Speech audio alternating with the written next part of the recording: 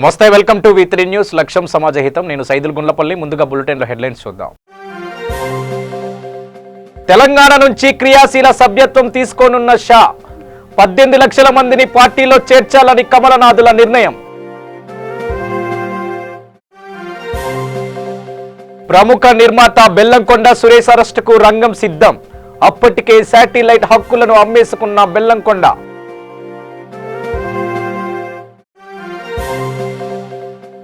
August 6న మోదీతో జగన్ విజయసాయిరెడ్డి భేటీకి రంగం సిద్ధం. పోలవరంకు నిధులు విడుదల చేయాలని కోరనున్న జగన్.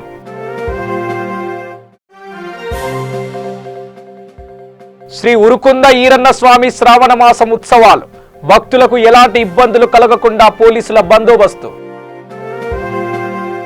ఇక డీటెయిల్స్ లోకి వెళ్ళినట్లయితే, గుజరాత్లో సాధారణ సభ్యత్వం కలిగిన బీజేపీ అధ్యక్షుడు అమిత్ షా తెలంగాణలో క్రియాశీల సభ్యత్వం తీసుకోవాలని భావిస్తున్నారు. ఈ సభ్యత్వం రావాలంటే కనీసం 50 మందిని పార్టీలో చేర్చించాల్సి ఉంటుంది. దీంతో స్వయంగా రంగంలోకి దిగనున్న కమల దళపతి ఇంటింటికి వెళ్లి 50 మందిని పార్టీలోకి చేర్పించాలని నిర్ణయించారు. ఇందుకోసం ఈ నెల 16, 17 తేదీలలో తెలంగాణకు రానున్నారు అమిత్ షా. తెలంగాణలో పార్టీని సంస్థాగతంగా బలోపేతం చేయాలని నిర్ణయించిన బీజేపీ ఇందుకోసం సభ్యత్వాలపై దృష్టి పెట్టింది. రాష్ట్రంలో ఇప్పటికే 18 లక్షల సభ్యత్వం ఉంది. దీనికి మరో 12 లక్షలు చేర్చి 30 లక్షలకు చేర్చాలని తొలుత లక్ష్యంగా పెట్టుకుంది. అయితే అది సరిపోదని కనీసం మరో 18 లక్షల మందిని చేర్చాలని బీజేపీ రాష్ట్ర నాయకులకు అమిత్ షా సూచించారు. ఈ సందర్భంగా తాను తెలంగాణ నుంచి క్రియాశీల సభ్యత్వం తీసుకోబోతున్నట్లు తెలిపారు. ఆ సభ్యత్వం కావాలంటే అమిత్ షా ఇంటింటికి వెళ్లి 50 మందిని పార్టీలో చేర్పించాల్సి ఉంటుంది. అనంతరం 100 రూపాయలు చెల్లించి క్రియాశీల సభ్యత్వం తీసుకుంటారు. రంగారెడ్డి, మహబూబ్ నగర్ జిల్లాలో ఏదో ఒక జిల్లాలో షా పర్యటించనున్నారు. ప్రముఖ నిర్మాత బెల్లంకొండ సురేష్ అరెస్టుకు రంగం సిద్ధమైంది. ఓ ప్రముఖ టీవీ ఛానల్ తమకు 3.5 కోట్లను ఇవ్వడంలో సురేష్ విఫలమయ్యారని ఆరోపించగా కోర్టు అరెస్టు వారెంట్లను జారీ చేసింది.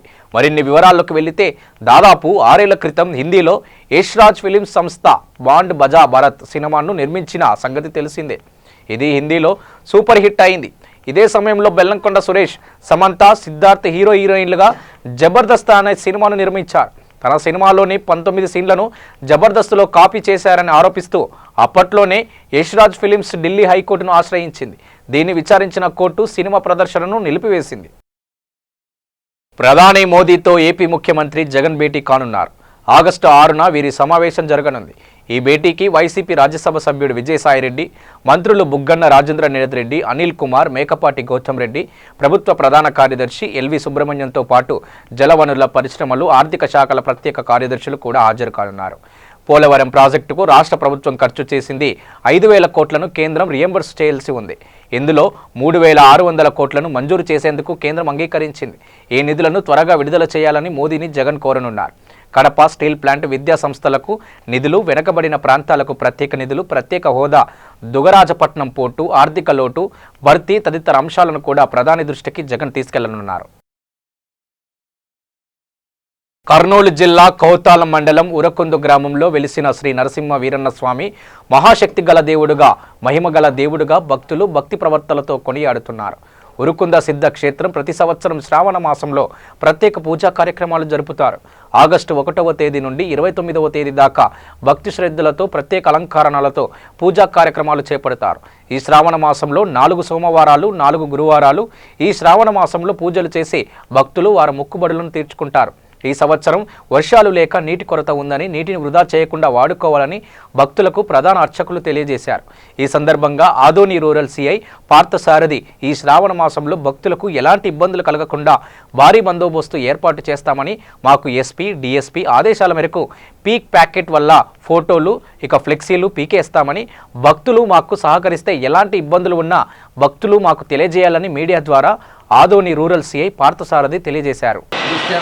కొద్దిగా వారికి తెలియపరిస్తే బాగుంటుందనేది మేము విన్నవించుకుంటున్నాం. అలాగే నా పేరు జీరు ఈరప్ప, ప్రధాన అర్చకుడు ఉరుకుంద. మేము ఇక్కడ వచ్చే డివోటీస్కి ఈ పిక్ పాకెటర్స్ గురించి కానీ, స్నాచర్స్ గురించి కానీ ఈ అందరితో మాట్లాడడం జరిగింది.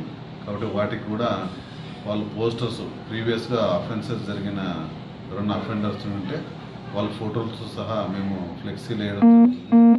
కంటిన్యూగా ఈ అనౌన్స్మెంట్ కూడా జరుగుతుంది. ఇక్కడ కంట్రోల్ రూమ్ కూడా ఏర్పాటు చేస్తున్నాము. అది 24 గంటలు 24/7 పనిచేస్తుంది. ఆ కంట్రోల్ రూమ్లో కూడా అన్ని డిపార్ట్మెంట్స్కి సంబంధించి ఎలక్ట్రిసిటీ, R&B, హెల్త్ అందరితోనూ. కోడిమాల మండల కేంద్రానికి చెందిన మహమ్మద్ రషీద్ తన నివాసిస్తున్న ఇల్లు కూలిపోవడంతో విషయం తెలుసుకున్న చొప్పదండి ఎమ్మెల్యే సుంకె రవిశేఖర్ ఇక మహమ్మద్ రషీద్ ఇంటికి వెళ్లి ఆర్థిక సహాయం అందించడమే కాకుండా ప్రభుత్వం నుండి వారిని పూర్తి స్థాయిలో ఆదుకుంటాడని హామీ ఇచ్చారు. ఈ కార్యక్రమంలో తెరాస మండలం అధ్యక్షులు పులి వెంకటేష్, మొగిలిపాలెం శ్రీనివాస్, కోలాపురం రమేష్, నాయకులు తదితరులు పాల్గొన్నారు. మైనారిటీ రెసిడెన్షియల్ హాస్టల్లో చేర్పించాలని ఆదేశాలు జారీ చేయగా వెంటనే నిన్న మేము తీసుకుపోయి ఇక్కడ టీసీ ఇప్పించి మైనారిటీ రెసిడెన్షియల్ హాస్టల్ గంగాధరలో ఈరోజు చేర్పించి వచ్చాము. అడ్మిషన్ తీసుకున్నది ఎమ్మెల్యే. ఇదే కాకుండా ప్రభుత్వం నుంచి మరి ఎటువంటి సహాయాన్నైనా ఎమ్మెల్యే గారు అందిస్తామని హామీ ఇచ్చారు. వారికి తక్షణ సాయం కింద 5,000 రూపాయలు, 25 కిలోల బియ్యాన్ని ఎమ్మెల్యే గారు సుంకె రవిశంకర్ గారికి అందజేయించాము. మరి ఏ అవసరం ఉన్నా ఎమ్మెల్యే గారి సహకారంతో వీరికి మరింత సాయం చేయడానికి మా వంతు కృషి చేస్తామని తెలియజేస్తున్నాం. సహాయం చేసినందుకు ఎమ్మెల్యే గారికి నా యొక్క వీడియోని కల్పించడానికి కారణం కూడా అదే. కానీ మాకు ఇంకా సహాయం చేయాలని, మా ఇల్లు గురించి ఆలోచించి కొంచెం ఇల్లు తొందరగా ఇచ్చే బాధ్యత కూడా ఎంచుకోవాలని కోరుకుంటూ సూర్యాపేట జిల్లా కేంద్రంలో స్థానిక గాంధీ పార్క్ నందు బీసీ సంక్షేమ సంఘం సూర్యాపేట జిల్లా శాఖ ఆధ్వర్యంలో ఓబీసీ జాతీయ మహాసభ గోడపత్రికను ఆవిష్కరించడం జరిగింది. రాష్ట్ర ప్రధాన కార్యదర్శి రాపర్తి శ్రీనివాస్ గౌడ్, జిల్లా అధ్యక్షులు చలమల్ల నరసింహ మాట్లాడుతూ ఆగస్టు 7వ తేదీన ఏబీసీ జాతీయ మహాసభ హైదరాబాద్లో సరూర్ నగర్ స్టేడియంలో జరుగుతుంది. ఇట్టి సభకు పార్టీలకు అతీతంగా పెద్ద ఎత్తున వచ్చి విజయవంతం చేయాలని పిలుపునిచ్చారు. ఓకేనా? ఆగస్టు 7న జరగబోయే బీసీ ఓబీసీ జాతీయ మహాసభను విజయవంతం చేయవలసిందిగా సూర్యాపేట జిల్లా బీసీ సంక్షేమ సంఘం ఆధ్వర్యంలో ఈరోజు గోడపత్రిక ఆవిష్కరణ చేయడం జరిగినది. మరి ప్రతి ఒక్కరూ కూడా రేపు జరగబోయే కార్యక్రమానికి మన రాష్ట్ర అధ్యక్షులు జాజుల శ్రీనన్న ఆధ్వర్యంలో జరుగుతున్న ఈ కార్యక్రమాన్ని బీసీలందరూ కూడా వృత్తులు వేరైనా కానీ బీసీలందరం ఒకటే అనే నినాదంతో ఈ కార్యక్రమాన్ని విజయవంతం చేయాలని చెప్పేసి, మరి ముఖ్యంగా మనకి ఏదైతే రిజర్వేషన్ ఉందో 33% రిజర్వేషన్ని మరి 23%కే కుదించారు. మరి భవిష్యత్తులో 56% రిజర్వేషన్ మనం మరి ఉన్న 56% మనకు కావాల్సిన అవసరం ఉంది. మరి దాని కొరకు మరి ఏ ప్రభుత్వం కూడా మనల్ని ఓటర్లుగానే చూస్తున్నారు తప్పితే ఎవరు కూడా ఎలక్షన్లకు ముందు మరి బీసీ మీటింగులు పెట్టి మరి తాయిలాలు ఇచ్చేస్తున్నారు తప్పితే ఎవరు కూడా బీసీలను రిజర్వేషన్ పరంగా మనం గుర్తించట్లేరు. మరి రేపు జరగబోయే కార్యక్రమంలో మన అందరం కూడా పార్టీలకు అతీతంగా ఈ కార్యక్రమాన్ని విజయవంతం చేసి మన బీసీల సత్తా ఏందో చూపించాలని కోరుకుంటూ మీ రాపర్తి శ్రీనివాస్ గౌడ్, తెలంగాణ రాష్ట్ర బీసీ సంక్షేమ సంఘ ప్రధాన కార్యదర్శి. కేవలం పార్టీ విషయాల గురించే తనను అడగాలని, కేబినెట్ గురించి అడగవద్దని టీఆర్ఎస్ వర్కింగ్ ప్రెసిడెంట్ కేటీఆర్ మీడియాకు తెలిపారు. కేబినెట్ విస్తరణ గురించి ప్రశ్నించిన మీడియాకు ఆయన ఈ మేరకు సమాధానమిచ్చారు. కేబినెట్ విస్తరణ గురించి తనకు ఎలా తెలుస్తుందని ఆయన ప్రశ్నించారు. గవర్నర్తో భేటీకి అంత ప్రాధాన్యత లేదని, మర్యాదపూర్వకంగానే కలిశానని చెప్పారు. మున్సిపల్ ఎన్నికలు ఎప్పుడు వచ్చినా ఎదుర్కొనేందుకు తాము సిద్ధంగా ఉన్నామని తెలిపారు. పార్టీ అధ్యక్షుడు కేసీఆర్ ఆదేశాల మేరకు పార్టీని కింద స్థాయి నుంచి బలోపేతం చేస్తామని చెప్పారు. ఇప్పటికే వార్డు కమిటీలు, గ్రామ కమిటీలు, మండల కమిటీలను ఏర్పాటు చేస్తామని తెలిపారు. టీఆర్ఎస్ పాలనలో రాష్ట్రం సుభిక్షంగా ఉందని చెప్పారు. రాజకీయాల్లో విమర్శలు, ప్రతి విమర్శలు సహజమేనని కూడా అన్నారు.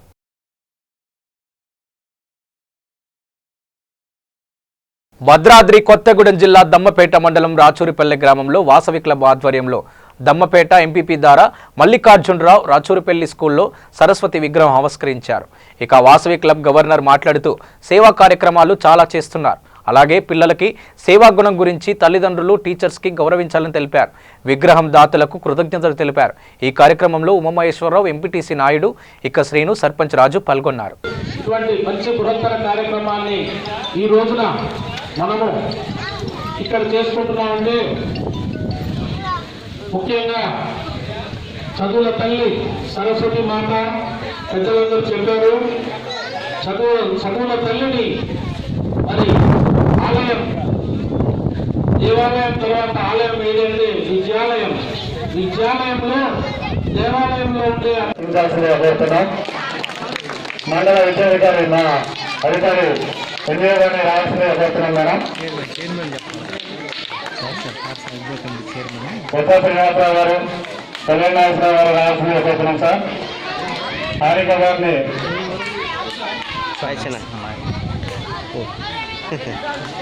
కొత్త కోటేశ్వరరావు గారిని రావాల్సిందిగా కోరుతున్నాం సార్. సూర్యబాబు గారు, పాఠశాల చైర్మన్ సురేష్ గారిని రావాల్సిందిగా కోరుతున్నాం.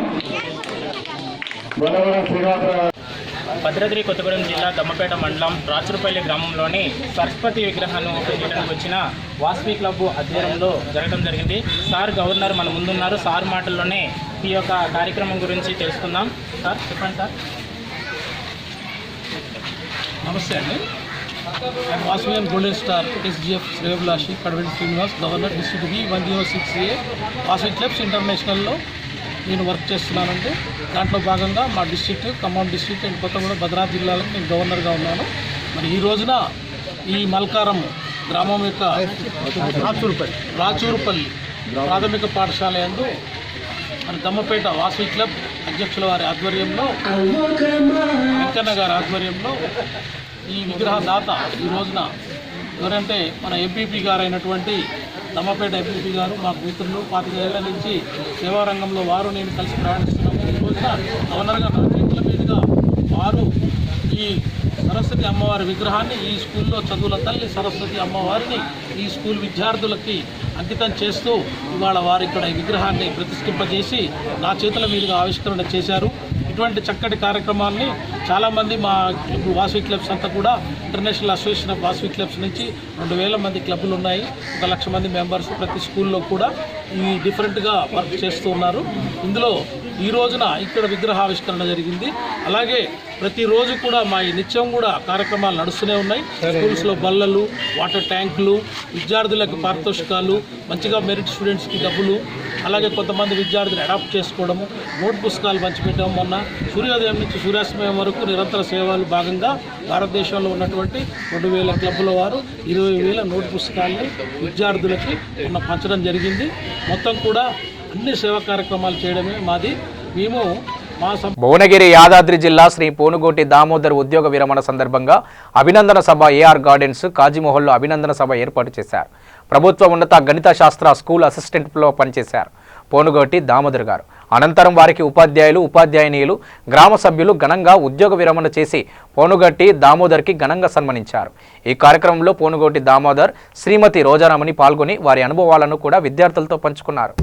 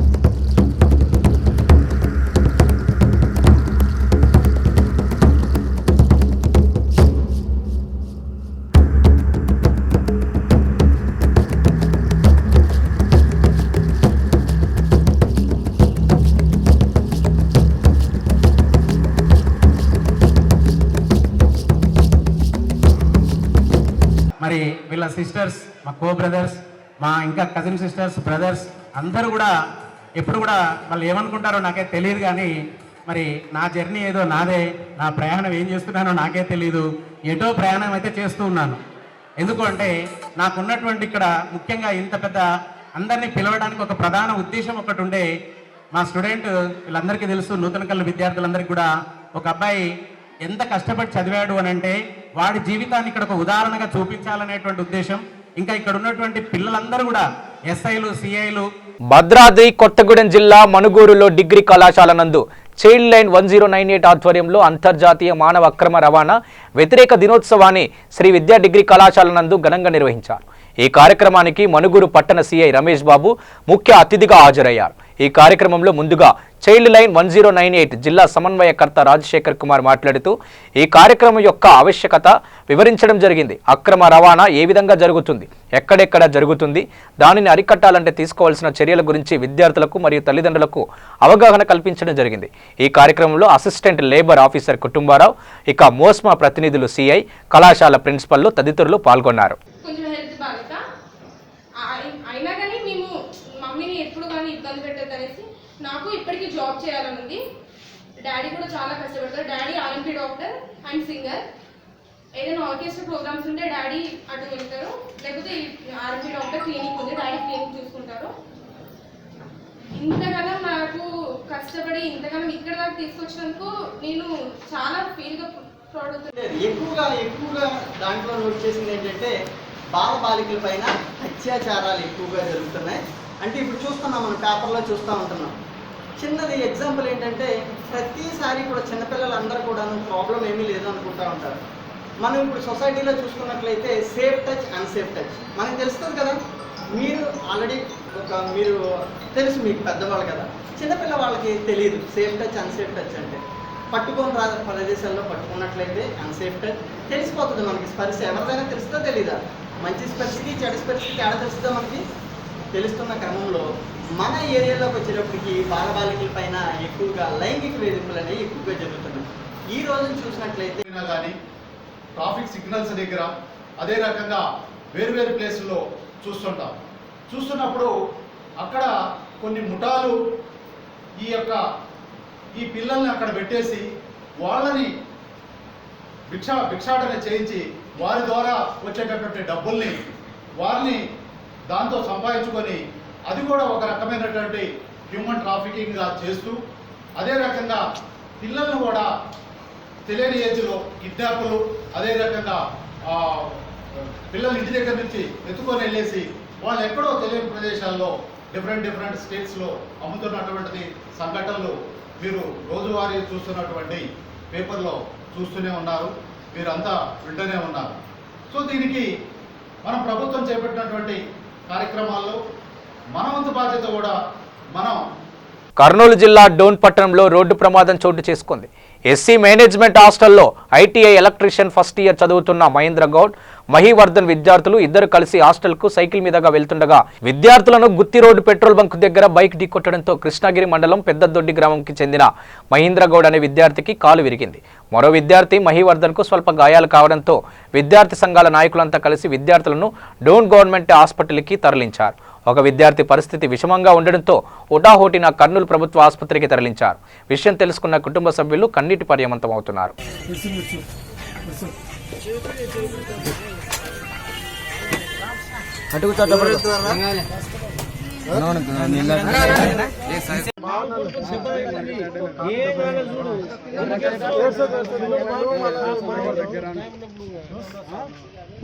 రంగారెడ్డి జిల్లా స్వయం సహాయక సంఘాలకు రుణాల పంపిణీ కార్యక్రమం నిర్వహించారు.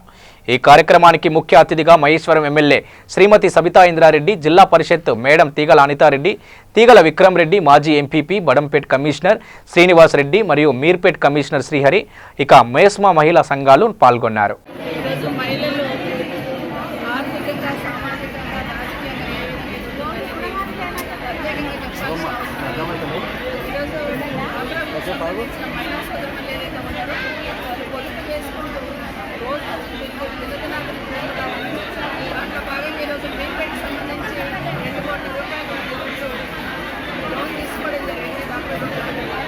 వీళ్ళందరూ కూడా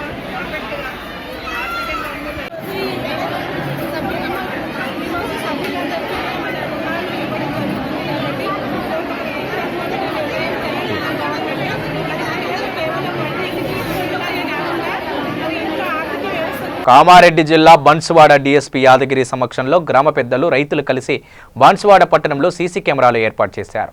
ఇక ఈ సీసీ ఏర్పాటు కెమెరాల కొరకు సీసీ కెమెరాలు బిగించి టెక్నీషియన్ను 2 లక్షలకు అందించారు. ఈ కార్యక్రమంలో PACSకి చైర్మన్ పై కృష్ణారెడ్డి, జిల్లా రైతు సమన్వయ సమితి అధ్యక్షుడు అంజిరెడ్డి, గ్రామ పెద్దలు, రైతులు పాల్గొన్నారు.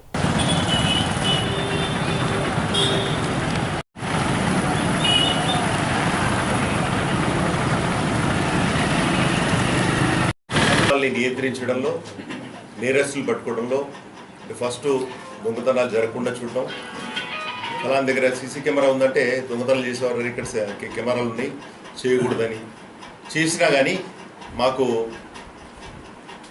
నేరస్తులు పట్టుకోవడంలో సీసీ కెమెరా చాలా 90% కేసెస్లో సీసీ కెమెరాల ద్వారా సాధ్యమవుతుంది. ఇప్పుడు మద్నూరులో ఈ నెలాఖరికల్లా ప్రతి గ్రామం సీసీ కెమెరాలు లేని గ్రామం అంటుండదు. ఆ విధంగా చేస్తున్నారు. మన దగ్గర ఖచ్చితంగా ఉండాల్సిన ఆవశ్యకత ఉంది. సూర్యాపేట జిల్లాలోని నూతన్కల్ మండలాన్ని కరువు మండలంగా ప్రకటించాలని కోరుతూ సిపిఐ న్యూ డెమోక్రసీ పార్టీ అధ్యక్షతనలో నిరసన వ్యక్తం చేశారు. ఈ సందర్భంగా నూతన్కల్ మండల్ ఆర్ఐ ఇక CPI new democracy party division కార్యదర్శి జి నాగయ్య ఆధ్వర్యంలో వినతి పత్రాన్ని అందజేశారు. అదేవిధంగా ప్రభుత్వం ఎన్నికల సమయంలో ఇచ్చిన ₹1,00,000 రుణమాఫీ చేయాలని కోరారు. పేరుతోని ఆర్భాటాలు చేస్తుంది, ప్రాజెక్టుల పేరుతో ఆర్భాటాలు చేస్తుంది, కానీ ప్రజల సమస్యలు మొత్తం పరిష్కరించడం పాపాన పోలేదు. ఇక్కడ రైతాంగం మొత్తం కూడా అల్లాడిపోతున్నారు. వర్షాలు రాక, భూగర్భ జలాలు లేక వేసిన పంటలు ఎండిపోతున్న ఒక పరిస్థితి ఈ రాష్ట్రంలో ఉన్నది. వాటిపైన ఎటువంటి చర్యలు చేపట్టకుండా గవర్నమెంట్ మొత్తం కూడా నిర్లక్ష్యం వహిస్తున్న పరిస్థితి ఉన్నది. తక్షణమే నూతన్కల్ మండలాన్ని కరువు మండలంగా ప్రకటించి సహాయక చర్యలు చేపట్టాలని డిమాండ్ చేస్తున్నాం. కోడిమాల మండల కేంద్రంలోని బస్టాండ్ బురదమయం కావడంతో చొప్పదండి ఎమ్మెల్యే సుంకి రవిశంకర్ ప్రయాణికులకు ఎలాంటి ఇబ్బందులు కలగకుండా అధికారులకు సూచనలు సూచించారు. వెంటనే స్టోన్ క్రషర్ నుంచి టిప్పర్లు తీసుకొచ్చి అక్కడ ఉన్నటువంటి ఇబ్బందులను కూడా కలవకుండా రోడ్లను పురమత్తులుగా చేయించారు. అక్కడి నుండి కాలువ ద్వారా చిలకవాగులోకి తరలించా ఆయన తెలిపారు. వెంటనే డిపో మేనేజర్కు ఫోన్ చేసి బస్టాండ్లోకి రావడానికి వీలుగా తాగు మరమ్మతులు చేపట్టాలని కూడా ఆదేశించారు. సర్పంచ్ల ఫోరం మండల అధ్యక్షుడు కృష్ణారావు, తెరాస రాష్ట్ర నాయకులు, మండల అధ్యక్షులు, ప్రజలు, గ్రామస్తులు పాల్గొన్నారు.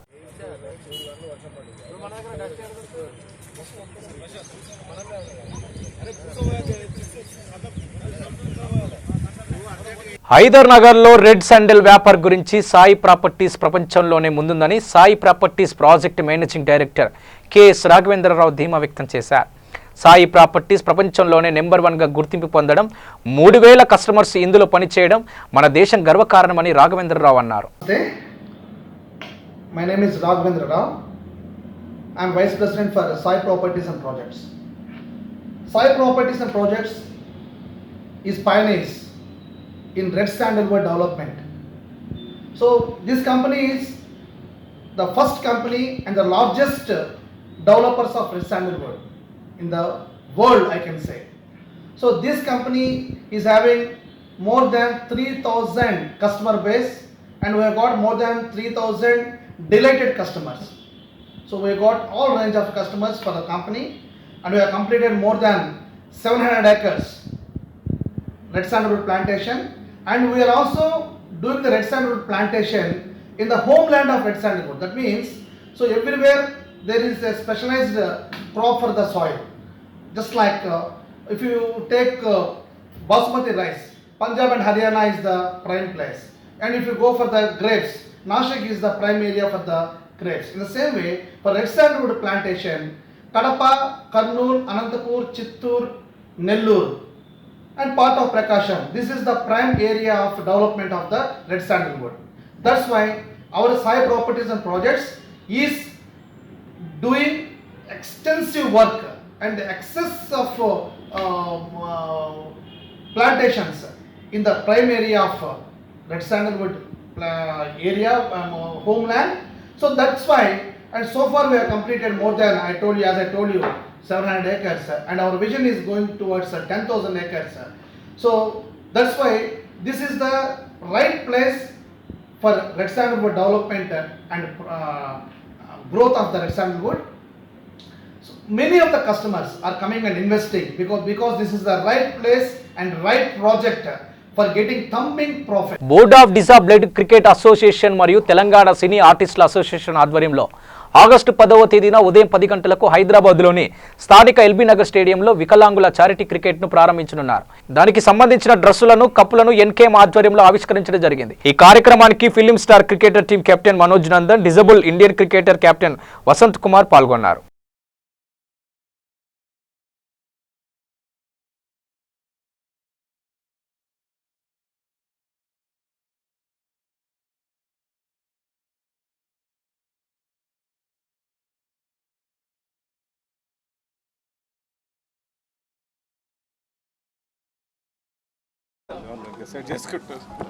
ఈరోజు disabled cricket association of India వారు హైదరాబాద్లో ఎల్బీ స్టేడియంలో ఒక చారిటీ మ్యాచ్ అరేంజ్ చేస్తామని చెప్పని మమ్మల్ని అడగడం జరిగింది. అందుకు అనుగుణంగా వారికి స్టేడియం, ఎల్బీ స్టేడియం ఇస్తూ వారికి అన్ని ఫెసిలిటీస్ కూడా ఏర్పాటు చేస్తూ ఈ 10th నాడు జరిగే, ఆగస్ట్ 10th నాడు జరిగే డిజేబుల్డ్ వీళ్ళ మ్యాచ్, చారిటీ మ్యాచ్ మన సిటీ స్టార్స్తో ఉంటుంది. ఆ రోజు మరి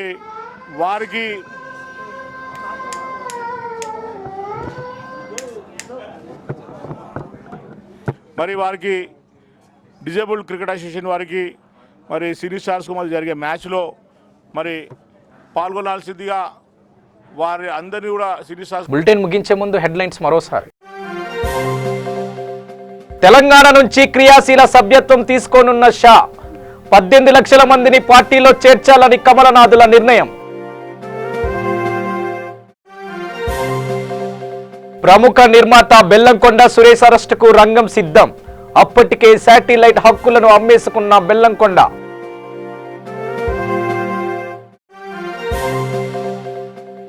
ఆగస్టు 6న మోదీతో జగన్, విజయసాయిరెడ్డి భేటీకి రంగం సిద్ధం. పోలవరంకు నిధులు విడుదల చేయాలని కోరనున్న జగన్.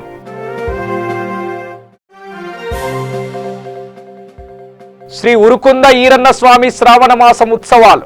భక్తులకు ఎలాంటి ఇబ్బందులు కలగకుండా పోలీసుల బందోబస్తు. ఇవి బులెటిన్ విశేషాలు. చూస్తూనే ఉండండి V3 న్యూస్.